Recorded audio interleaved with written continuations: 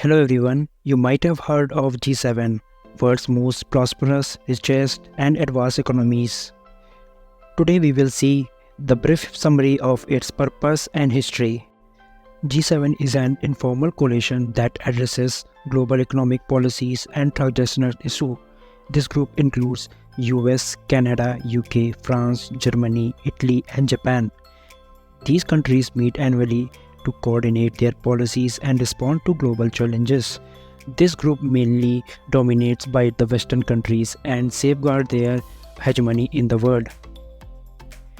The G7 was founded in 1975 to tackle economic crisis, initially known as Group of Six. It was founded by Germany, France, Italy, Japan, UK, and the US.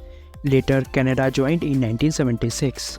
In early 2000, European Union and Russia also joined the club, but in 2008, Russia was kicked out due to annexation of Crimea. The current objective of G7 is to safeguard economic policies among member states and address global issues such as economic stability, international security, climate change, artificial intelligence. Its goal is to promote stable and prosperous global economy through G7 member countries.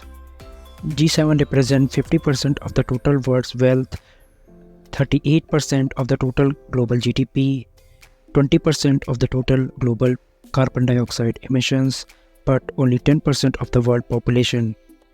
There are multiple challenges in front of G7 groupings, such as internal division, external pressure, managing relation with Russia and China, addressing climate change, and managing economic disparities. These challenges require coordinated response to maintain global stability, security, and order. Recently, G7 summit is concluded in Italy with an official statement highlighted key takeaways like Russia-Ukraine challenge, recent action on Russia such as imposing sanctions on Russian companies as well as companies from other countries who are helping Russia in trade.